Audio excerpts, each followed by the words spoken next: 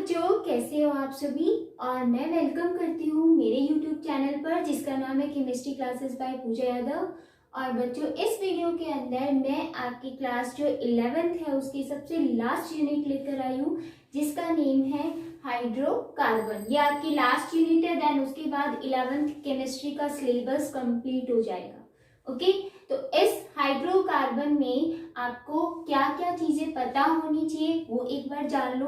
बच्चों, हाइड्रोकार्बन का क्लासिफिकेशन मैंने जीओसी के अंदर भी आपको बताया था कि जो हाइड्रोकार्बन्स होते हैं वो आपके पास मेनली क्या होते हैं कि कार्बन और हाइड्रोजन से मिलकर बने हुए होते हैं। ठीक है, और इनका क्लासिफिकेशन मैंने आपको बताया था कि दो टाइप के होते हैं, एलिसाइक्लिक होते हैं और साइक्लिक होते हैं। तो जो असाइक्लिक या एलिसाइक्लिक जो होते हैं वो क्या होते हैं वो भी मैंने आपको बताया था, उनका भी क्लासिफिकेशन बताया हुआ है।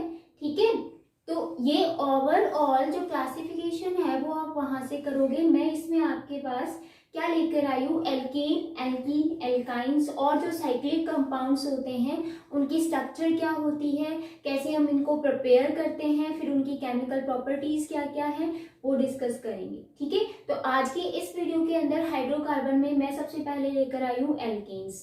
तो हाइड्रोकार्बन्स तो आपको सभी को पता है कि जिसमें कार्बन और हाइड्रोजन होता है उसी को ही हम क्या बोलते हैं, हाइड्रोकार्बन।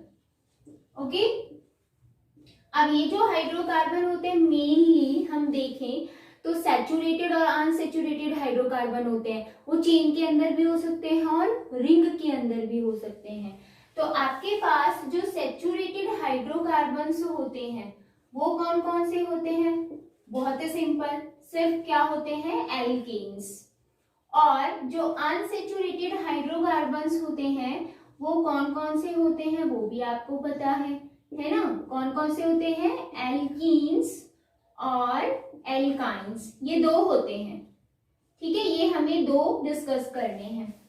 अब सैचुरेटेड में जो एल्केन्स है वो एक चेन फॉर्म में भी हो सकता है, रिंग फॉर्म में भी हो सकता है, same as it is. Unsaturated जो है जिनमें एल्कीन और एल्काइंस वो भी क्या हो सकते हैं, एक चेन फॉर्म में भी हो सकते हैं और रिंग में आपको ये ध्यान रखना है एल्कीन्स होते हैं, एल्कीन्स नहीं होते। ठीक है, तो हम इस वीडियो के अंदर आज एल्केन्स डिस्कस करने वाले हैं, जहां तक पॉसिबल होगा मैं कंप्लीट कराऊंगी। तो सैचुरेटेड हाइड्रोकार्बन होता है, ये आपको पता है क्या है, एल्केन। एन का मतलब सिंगल बॉन्ड कार्बन कार्बन के बीच में, ठीक है, और इन का मतलब डबल बॉन्ड और आइन का मतलब है ट्रिपल बॉन्ड। तो इस वीडियो में स्टार्ट करें सबसे पहले एल्केन। तो बच्चों, जो एल्केन्स होते हैं वो हमें पता है क्या होते हैं। अगर मैं इनके बारे में बताऊं तो ये क्या होते हैं, सैचुरेटेड हाइड्रोकार्बन सबसे फर्स्ट। ठीक है, सेकेंड वन इनका जो एक नेम होता है, दूसरा नेम, वो क्यों पड़ा वो भी मैं आपको बताऊंगी। तो first one is the saturated hydrocarbon. Second one, ये जो एल्केन्स होते हैं इनको हम पैराफिन्स भी बोलते हैं।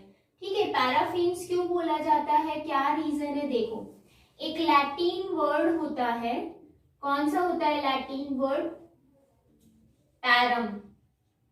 ठीक है, पैरम एक लैटिन वर्ड होता है और एक होता है अफेन्स। इस पैरम का मतलब होता है लिटिल, यानी कि बहुत ही कम, और एफिन्स का मतलब होता है बच्चों एफिनिटी, यानी कि इसका मतलब अब क्या है, अब इसका भी मीनिंग पता होना चाहिए। जब आप नॉर्मल कंडीशन रखते हो, नॉर्मल कंडीशन किसकी, टेम्परेचर और प्रेशर की। नॉर्मल कंडीशन का मतलब है रूम टेम्परेचर पर। ठीक है, तो normal condition of temperature and pressure, जब आप नॉर्मल कंडीशन रखते हो टेम्परेचर एंड प्रेशर की, तो जो ये एल्केन्स होते हैं उनकी जो रिएक्टिविटी होती है वो बहुत ही लिटिल होती है, बहुत ही कम होती है। मतलब ये बहुत ही कम रिएक्टिविटी शो करते हैं, या हम ये कह सकते हैं कि क्या होते हैं, इनर्ट होते हैं, यानी कि केमिकल रिएक्शन शो नहीं करते हैं। इसीलिए हम इनको पैराफिन्स बोलते हैं, क्योंकि इनकी बहुत ही कम एफिनिटी होती है, बहुत कम एफर्ट डालते हैं केमिकल रिएक्शन करने में। कौन सी कंडीशन पे, at normal condition of temperature and pressure they are inert. ठीक है, यानी कि ये रिएक्शन शो नहीं करते हैं।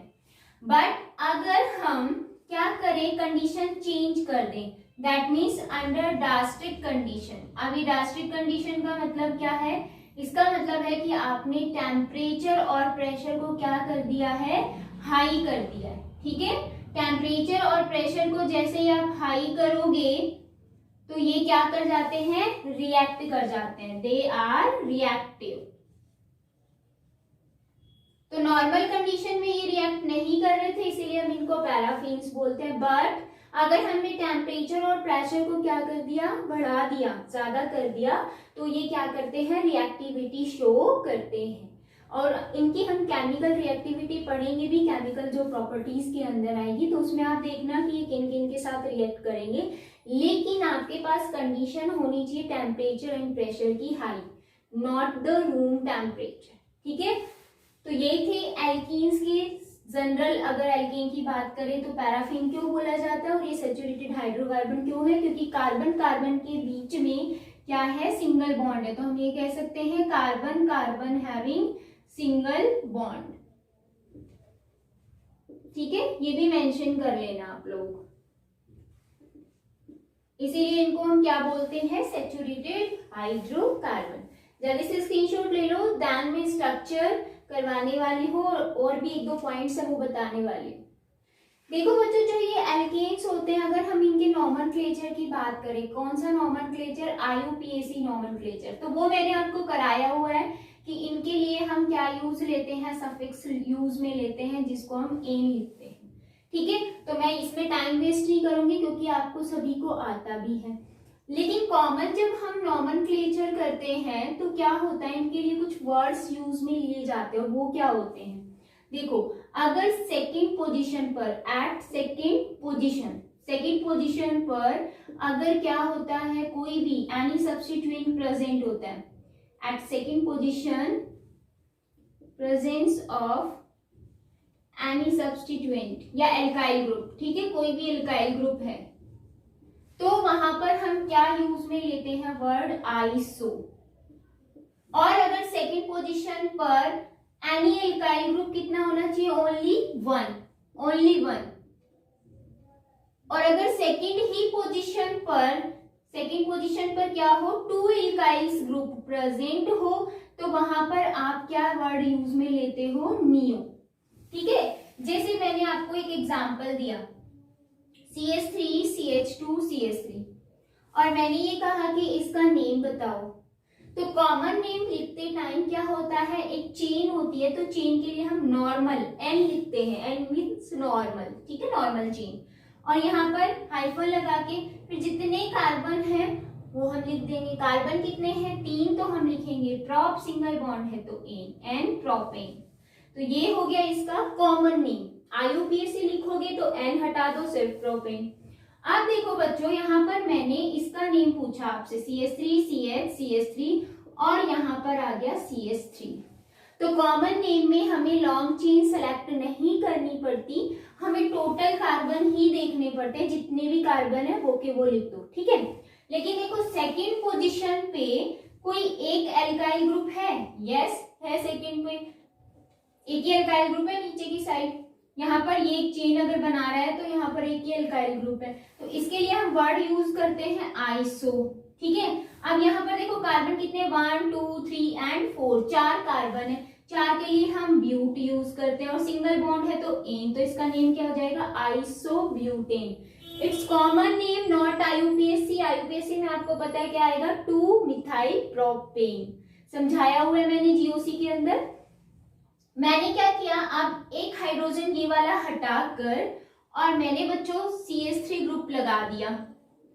ठीक है, हमारे पास ये चेन तो थी एक, लेकिन मैंने H हटा के ऊपर भी CH3 लगा दिया, और अब इसका कॉमन नेम पूछा जाता है, तो देखो मैंने कहा 2 एल्काइल ग्रुप, कौन सी पोजीशन पर, सेकंड पोजीशन पर 2 एल्काइल ग्रुप होते हैं, तो नियो लगाना है। तो इसका मतलब देखो ये सेकंड नंबर कार्बन है, इधर भी ऊपर भी एल्काइल ग्रुप है, नीचे भी एल्काइल ग्रुप है, तो हम क्या लगाएंगे, नियो। अब टोटल कार्बन कितने काउंट करो, 1 2 3 4 5, 5 के लिए पैंट, सिंगल बॉन्ड है एन, तो नेम क्या हो जाएगा, नियोपेंटेन। तो ये इसका है कॉमन नेम। ठीक है, कंडीशन ओनली सेकंड, सेकंड पर अगर मिथाइल है तभी आप आइसो लगाओगे, अदरवाइज नहीं लगाओगे। क्लियर? तो ये इनका जनरल अगर हम कहें कि नॉमेनक्लेचर कैसे होता है कॉमन, तो वो भी मैंने बता दिया, IUPAC GOC के अंदर बताया हुआ है। क्लियर? अब देखो बच्चों एक चीज और, हम इसमें एक पॉइंट और डिस्कस करते हैं, वो क्या करते हैं, आइसोमेरिज्म कौन सा शो करेगा ये, ठीक है, आइसोमेरिज्म। तो यहीं से समझ लो।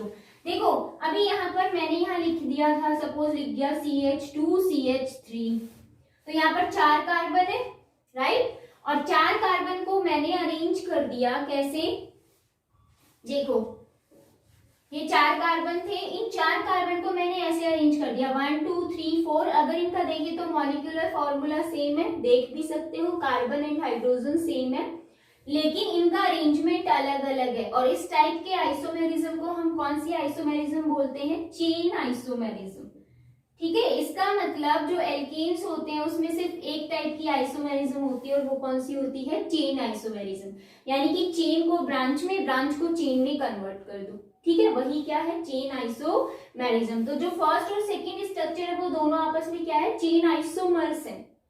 क्लियर? तो इसका सिर्फ एल्केन में आपको ध्यान रखना है आइसोमेरिज्म का।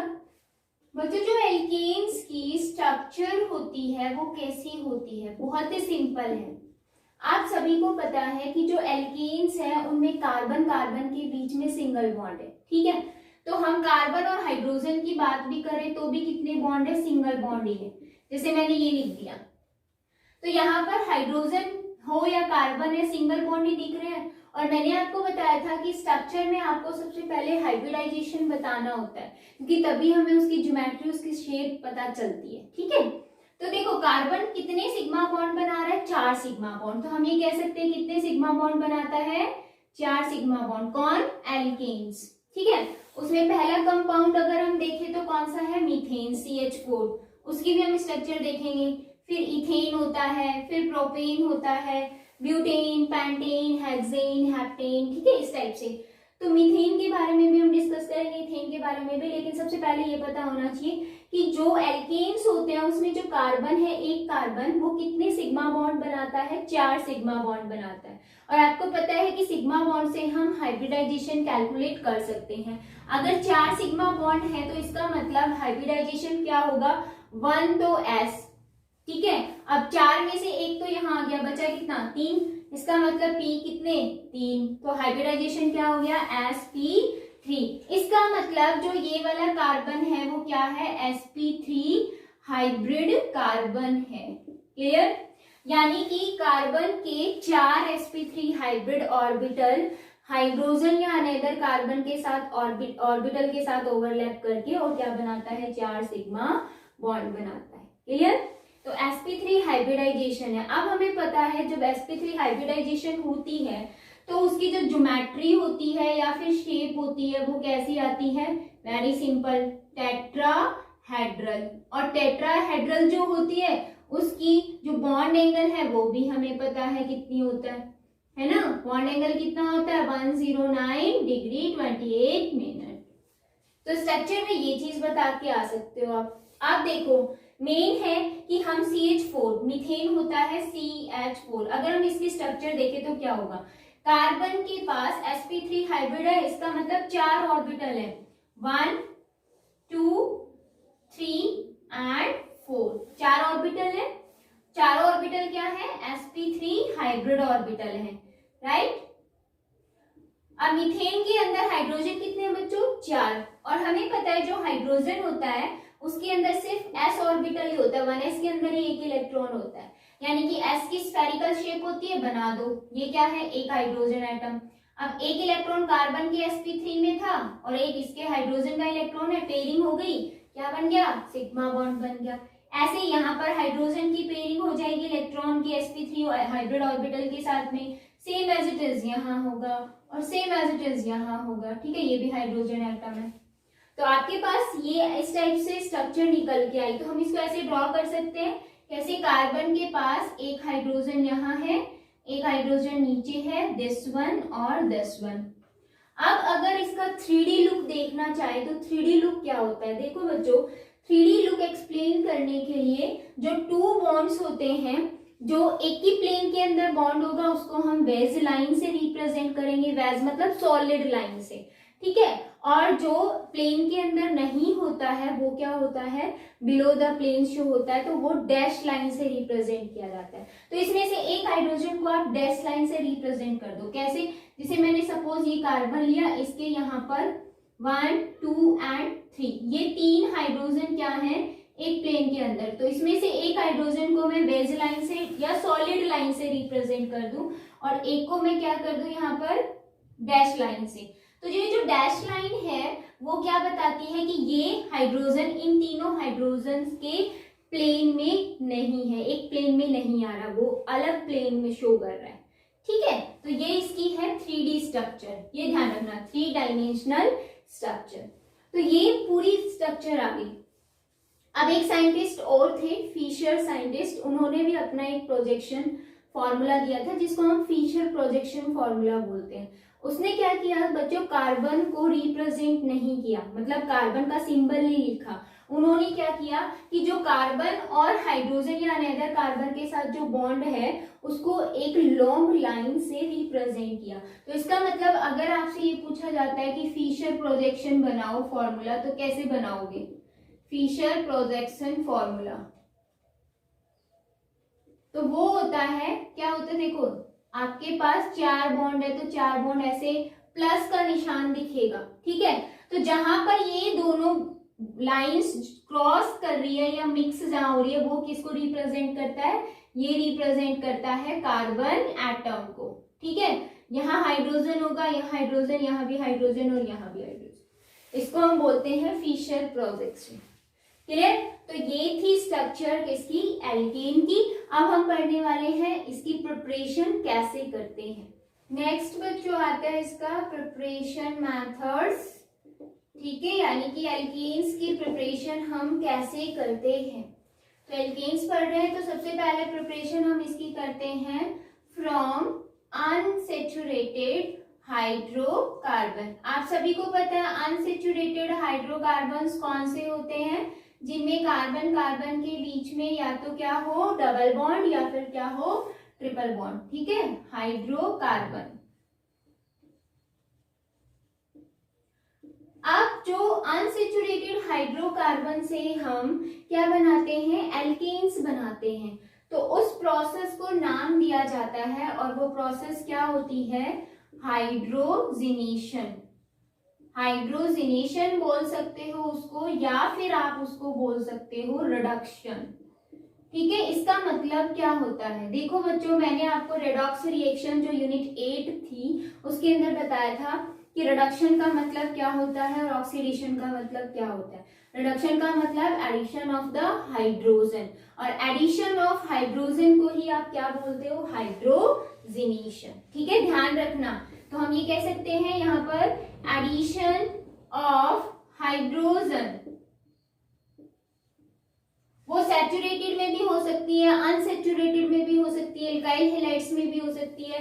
एडिशन ऑफ हाइड्रोजन को ही आप क्या बोलते हो, हाइड्रोजिनेशन बोलते हो। तो बच्चों इसके अंदर होता क्या है एक्चुअल में, इस अनसैचुरेटेड हाइड्रोकार्बन की रिएक्शन होती है किसके साथ, हाइड्रोजन के साथ, या हम कहें कि इसमें हम हाइड्रोजन डाल रहे हैं। तो मैंने अनसैचुरेटेड कंपाउंड ले लिया, जैसे मैंने ले लिया यहाँ पर CH2 डबल बॉन्ड CH2, ठीक है, और मैंने इसमें क्या डाल दिया, हाइड्रोजन डाल दिया। तो बच्चों यहाँ पर आपको कुछ कैटलिस्ट यूज में लेने हैं, हम क्या करेंगे, यूज में लेंगे कैटलिस्ट। और ये जो कैटलिस्ट होंगे वो कौन कौन से हो सकते हैं, देखो या तो हम ले लें रेने निकल। रेने निकल क्यों लेते हैं, क्योंकि ये स्ट्रॉन्ग रिड्यूसिंग एजेंट है। रेने निकल ले लो, प्लैटिनम ले लो, पैलेडियम ले लो, ये सारे क्या है, रिड्यूसिंग एजेंट ही है। तो हमने क्या किया, यहाँ पर कोई भी एक ले लिया, कोई भी एक ले लो, रेने निकल ले लिया सपोज, मोस्टली हम रेने निकल ही लेते हैं, ठीक है। तो इसकी प्रेजेंस में जो ये हाइड्रोजन है वो इसके साथ जुड़ जाएगी। अब जुड़ेगी कैसे, डबल बॉन्ड है, ब्रेक होगा, इस कार्बन की वैलेंसी फ्री, इस कार्बन की वैलेंसी फ्री, तो दोनों कार्बन पर एक एक हाइड्रोजन आकर जुड़ जाते हैं। तो क्या बनेगा, CH3 सिंगल बॉन्ड CH3, इसी को हम क्या बोलते हैं, हाइड्रोजनेशन, या फिर क्या बोलते हैं, रिडक्शन। क्लियर है? जैसे मैंने एक और एग्जांपल लिया, CH3 single bond CH double bond CH2 plus H2। ठीक है, मैंने यहाँ पर ले लिया सपोज प्लेटिनम। तो यहाँ पर जब रिएक्शन होगी तो होगा क्या, डबल बॉन्ड जहां पर है वो तोड़ो, एक हाइड्रोजन इस कार्बन के साथ, एक इस कार्बन के साथ, तो क्या बन जाएगा, CH3 single bond CH2 single bond CH3। अगर हम इनका नेम देखें तो बच्चों इसका नेम क्या होता है, इथेन, राइट, दो ही कार्बन है तो इथेन। इसका नेम क्या होगा, प्रोपेन। अब यहाँ पर मुझे ये बात बताओ, क्या मीथेन बनी, मीथेन मतलब CH4, क्या ये बनी, नहीं बनी। तो ये ध्यान रखना कि जब प्रिपरेशन करते हैं एल्कीन की तो अनसेचुरेटेड हाइड्रोकार्बन से जब भी करोगे तो मीथेन की फॉर्मेशन नहीं होगी, बाकी आप हाइड्रोकार्बन्स की इजीली कर सकते हो। क्लियर? तो ये फर्स्ट प्रिपरेशन हो गई है कंप्लीट। नेक्स्ट देखो, अब बच्चों जो अनसेचुरेटेड में एल्कीन वाली थी, एल्कीन जो डबल बॉन्ड था वो मैंने दिखा दी।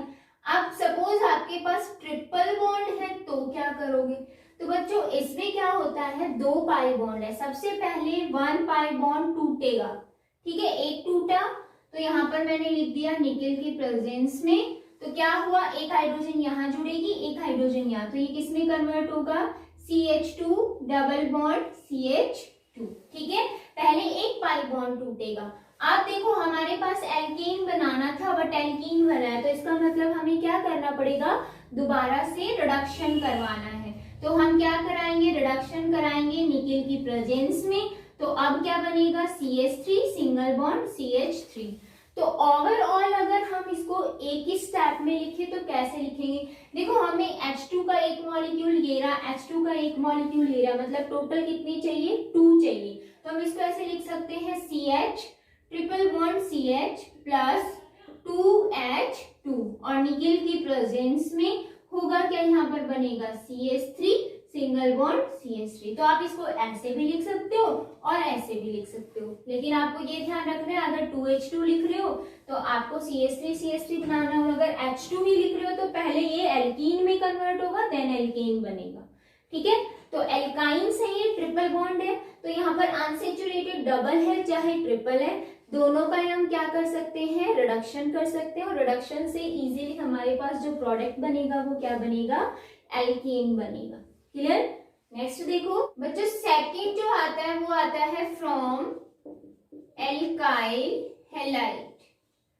ठीक है, एल्काइल हैलाइड मतलब RX, R का मतलब एल्काइल ग्रुप, X का मतलब हैलोजन।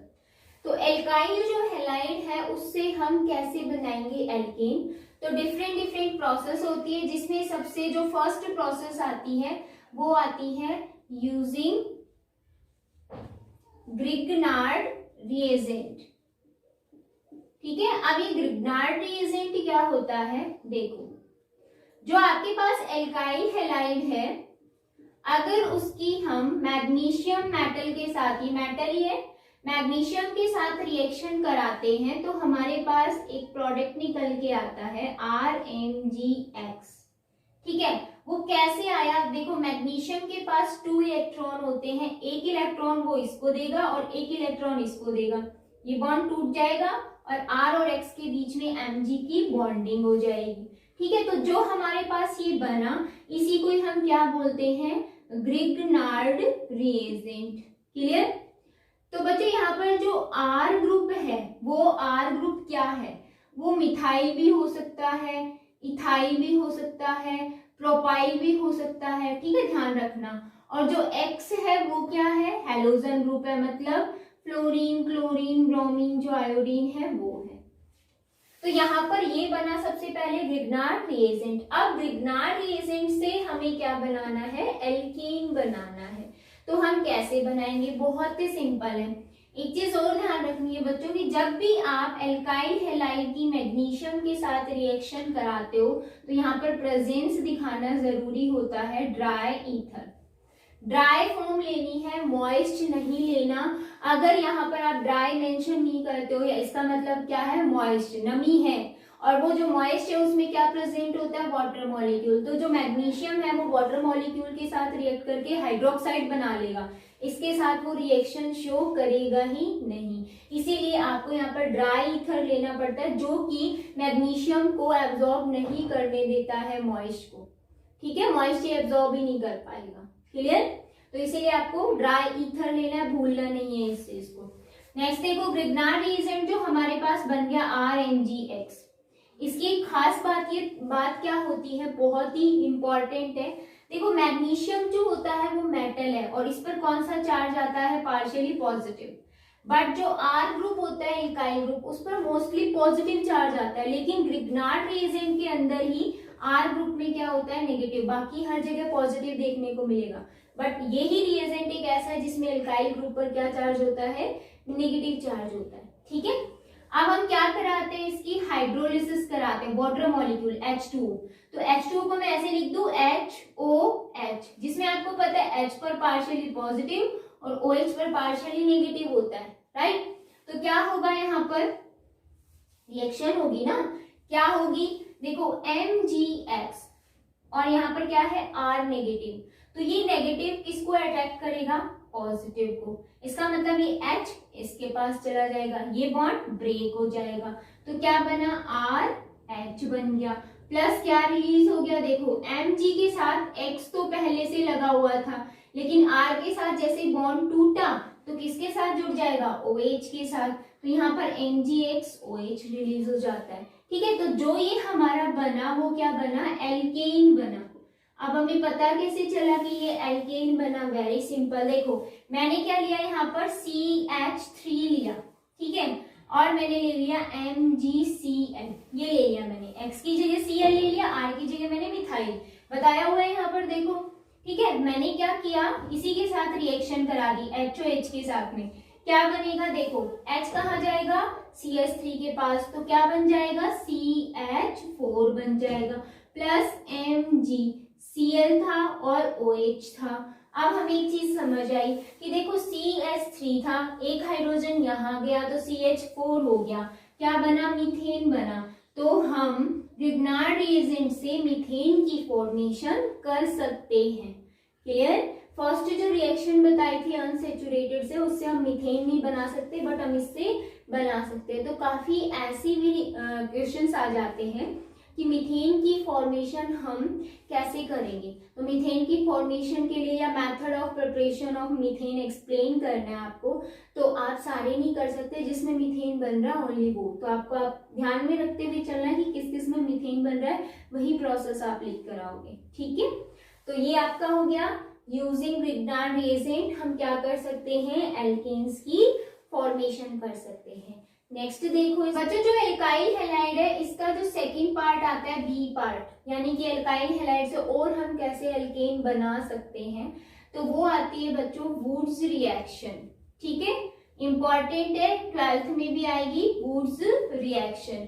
इसकी एक खास बात क्या है कि ये क्या बनाता है, ओनली सिमेट्रिकल एल्केन्स की फॉर्मेशन करता है।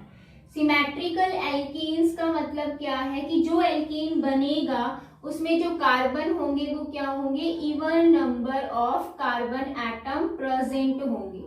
ठीक है, इवन नंबर का मतलब 2, 4, 6 इस टाइप से कार्बन एटम प्रेजेंट होंगे। क्लियर? तो इस खास बात की वजह से इसमें लिमिटेशन भी आ जाती है कि हम इससे अनसिमेट्रिकल एल्केन नहीं बना सकते, यानी कि मीथेन की फॉर्मेशन नहीं कर सकते, प्रोपेन की फॉर्मेशन नहीं कर सकते हो, पेंटेन की फॉर्मेशन नहीं कर सकते हो। क्लियर? तो यहाँ पर वुड्स रिएक्शन में अगर लिमिटेशन पूछी जाए तो हम ये कहेंगे अनसिमेट्रिकल एल्केन्स नहीं बना सकता। खास बात, सिमेट्रिकल एल्केन बनाएगा। सिमेट्रिकल मतलब इवन नंबर, अनसिमेट्रिकल मतलब ओड नंबर।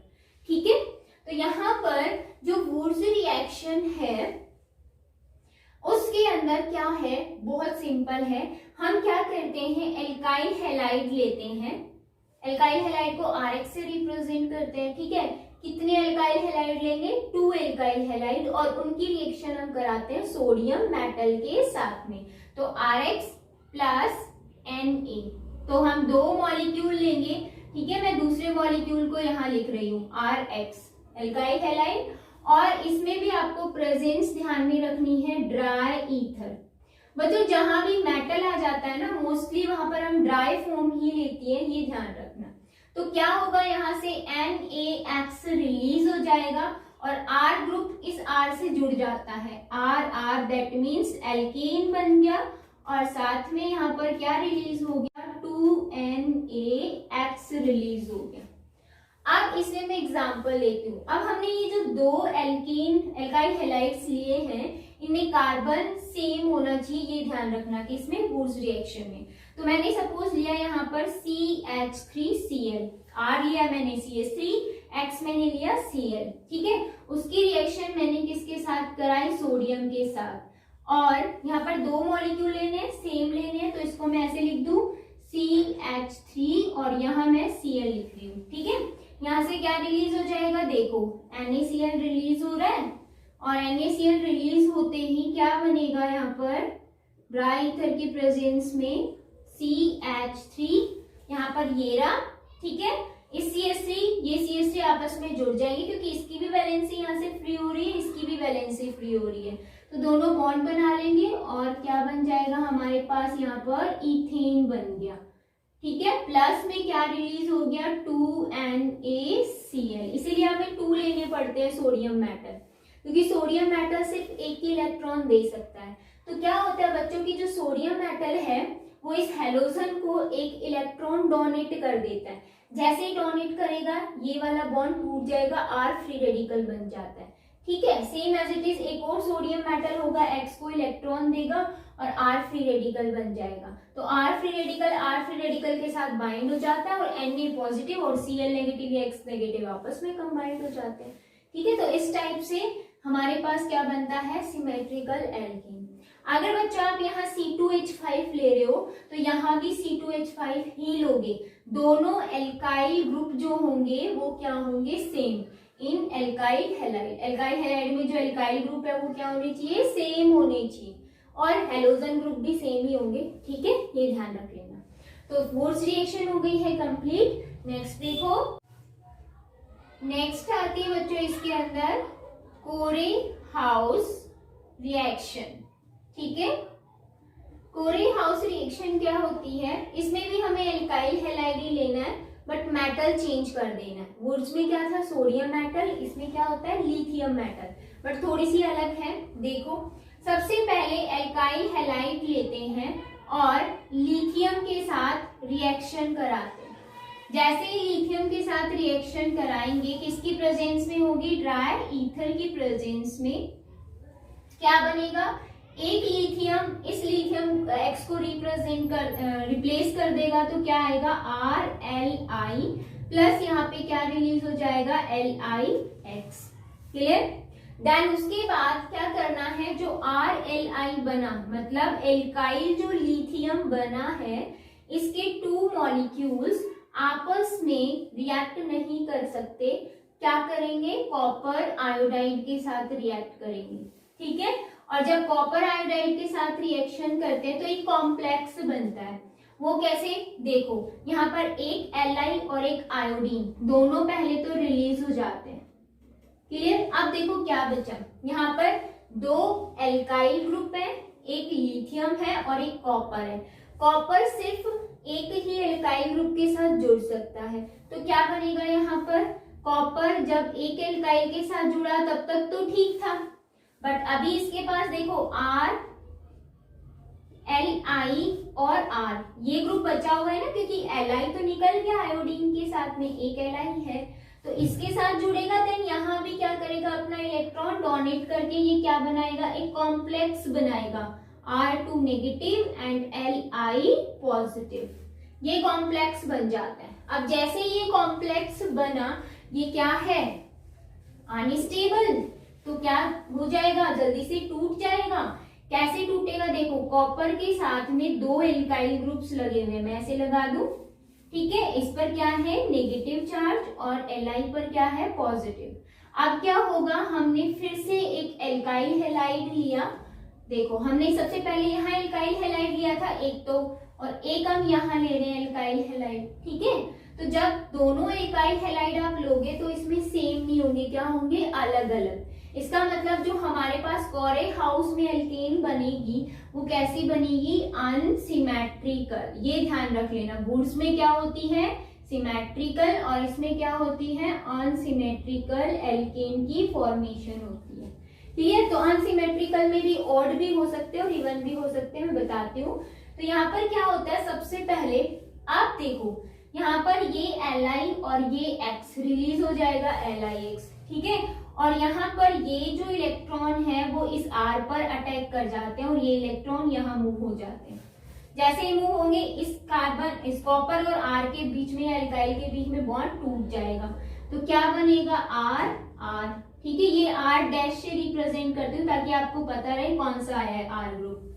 और साथ में यहाँ कॉपर एल्काइल जो ग्रुप है वो रिलीज हो जाएगा और साथ में क्या रिलीज हो जाएगा, LiX रिलीज हो जाता है। तो हमारे पास क्या बना, एल्केन बन गया, ठीक है। तो अगर यहाँ पर आप CH3 ले रहे हो, इस R का मतलब अगर यहाँ पर आप CH3 ले रहे हो तो बच्चों यहाँ इस R डैश में हम क्या ले सकते हैं, C2H5। अनसिमेट्रिकल एल्केन बनाना है तो इस R में CH3 आएगा और इसमें C2H5 आएगा, यानी कि 3 कार्बन आ जाएंगे। तो क्या बनेगा, प्रोपेन बनेगा। तो ये ध्यान रख लेना कि जो कोरे हाउस होती है उसमें भी हम मीथेन नहीं बना सकते हैं। क्लियर। तो ये थी कोरे हाउस रिएक्शन, इंपॉर्टेंट है। नेक्स्ट देखो, नेक्स्ट आता है बच्चों इसमें रिडक्शन ऑफ एल्काइल हैलाइड, ठीक है। रिडक्शन आता है किसका, एल्काइल हैलाइड का।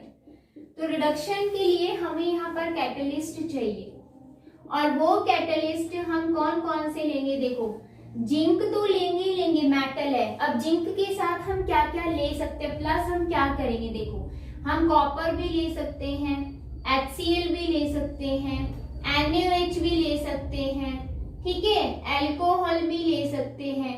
यानी कि आप जिंक के साथ अनदर कुछ भी ले लो, वो क्या होगा आपका रिड्यूसिंग एजेंट, एल्काइल हैलाइड को रिड्यूस करने के लिए।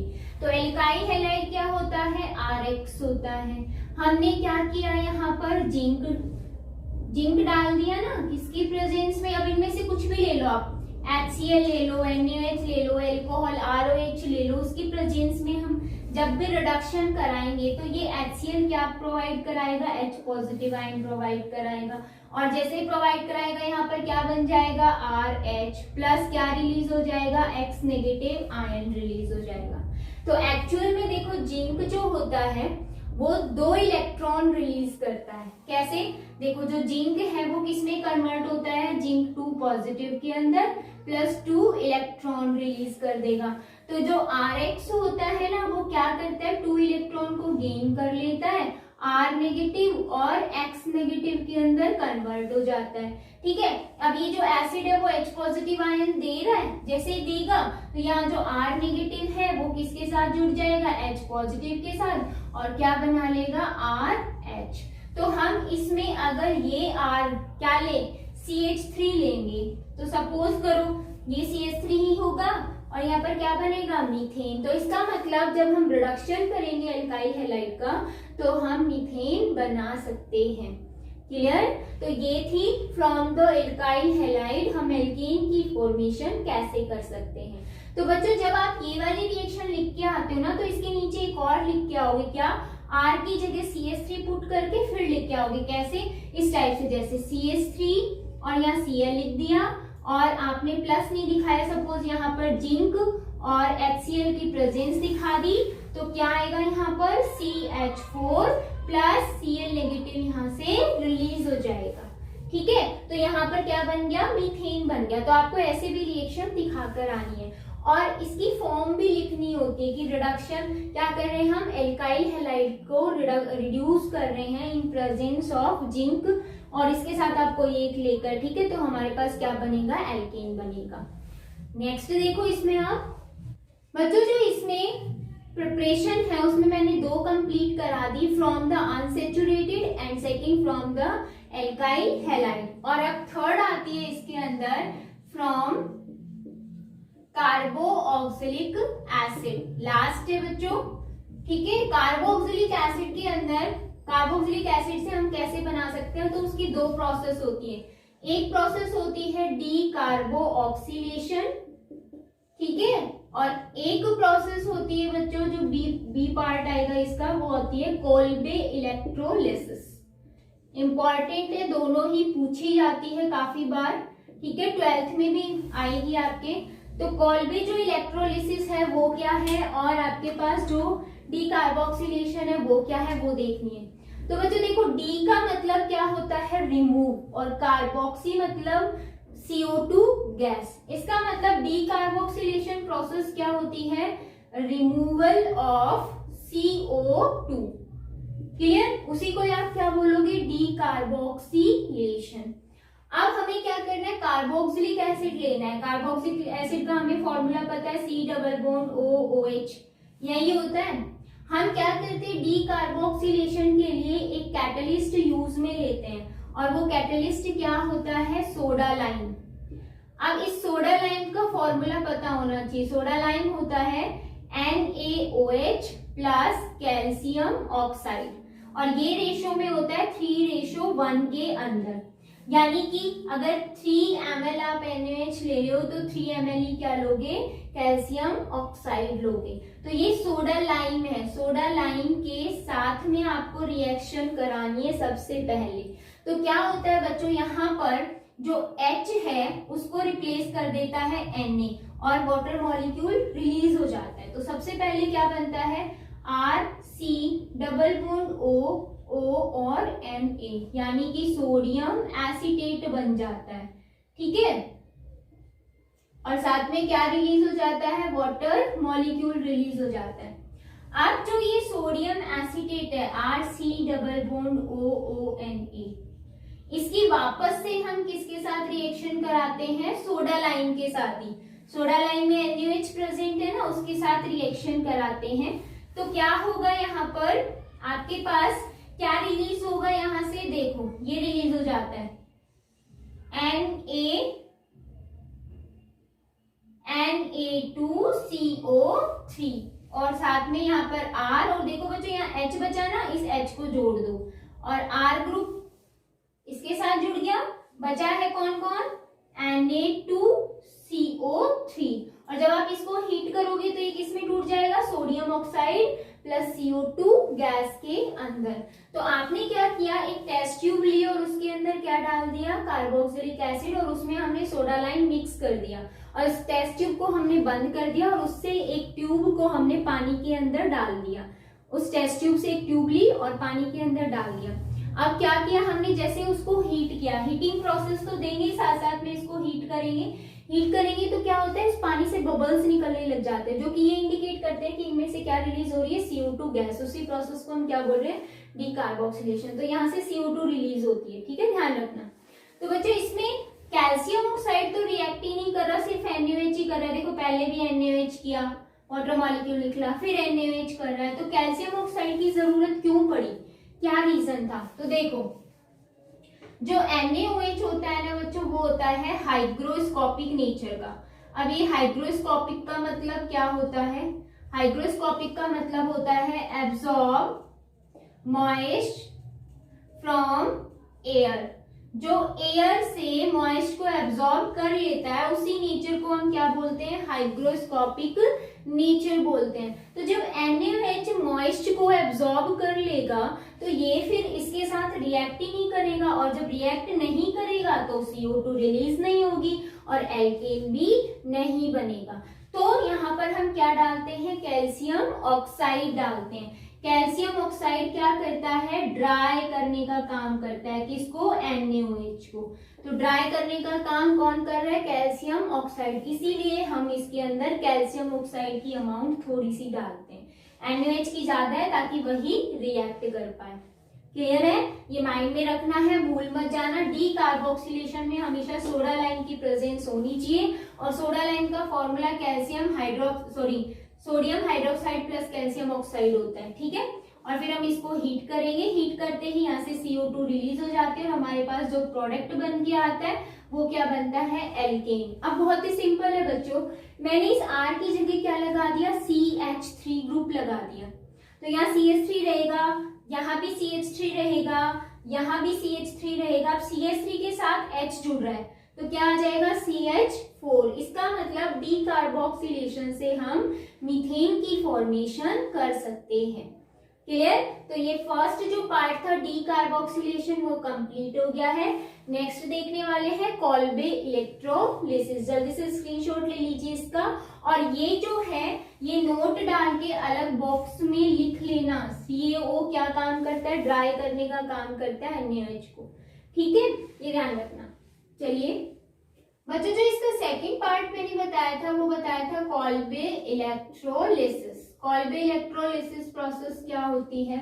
Very simple. आपके पास क्या है? देखो, एक बीकर है और इस बीकर के अंदर हमने क्या किया है? सॉल्यूशन भरा हुआ है। किसका सॉल्यूशन भरा हुआ है? हमने सोडियम एसीटेट का सॉल्यूशन भरा हुआ है। किसके साथ में? वाटर मॉलिक्यूल के साथ में। ठीक है, और हमारे पास यहाँ पर 2 इलेक्ट्रोड भी डिप है इस सॉल्यूशन में, जिसमें से एक हमारे पास क्या होगी? कैथोड, और एक हमारे पास क्या होगी? एनोड। ठीक है, जहां पर इलेक्ट्रोलिसिस प्रोसेस आए इसका मतलब हमें ये डायग्राम बनाना ही बनाना है। और हमने क्या किया? इसको बैटरी से कनेक्ट कर दिया है, पॉजिटिव नेगेटिव। अब क्या होगा कि जब हम इसको ज्वाइंट करेंगे तो इलेक्ट्रिसिटी पास होगी, और इलेक्ट्रिसिटी पास होगी तो देखो हमारे पास क्या है? सोडियम एसीटेट कैसे बना था? NaOH डाला जब हमने कार्बोक्सिलिक एसिड में, तब बना था।